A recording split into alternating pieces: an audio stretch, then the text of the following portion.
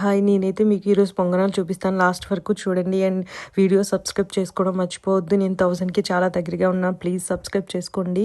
So మా daily routine అయితే నేను ఇడ్లీలు పెడుతున్నాను. సో మాకైతే 2 ప్లేట్స్ సరిపోతాయి చాలా ఈజీగా.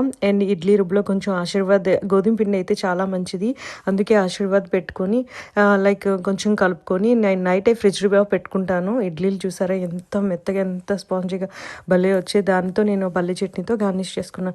సో మార్నింగ్ ఇది చూసారా ఎంత ఫ్రాగ్మెంట్ అయిందో. అండ్ దాంట్లో కొంచెం ఉల్లిపాయలు, కొత్తిమీర అండ్ పచ్చిమిర్చి అండ్ జీలకర్ర, ఉప్పు వేసుకొని బాగా మిక్స్ చేసుకోండి. దీన్ని పునుగులుగా కూడా వేసుకుంటే సూపర్ టేస్టీ ఉంటుంది, బట్ నేనైతే పొంగనాలుగా వేసుకుంటున్నాను.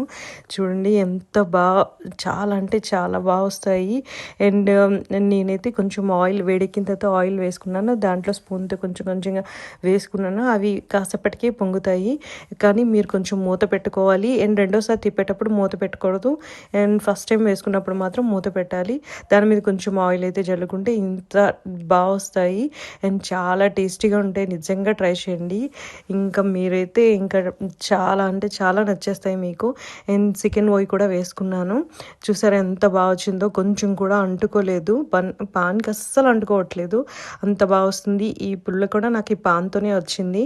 సో ఎందుకంటే ఈ పుల్లతో మాత్రమే మనం ట్రై చేయాలి. ఏదైనా అదర్ థింగ్స్తో ట్రై చేస్తే పాన్ పాడైపోతుంది అన్నమాట. నేను చికెన్ ఓయి కూడా వేసుకున్నా, అలా నాకు 3 times వచ్చిందనమాట రుబ్బు. అంత బాగుంది. అండ్ ప్లీజ్ సబ్స్క్రైబ్ చేసుకోండి, మర్చిపోవద్దు.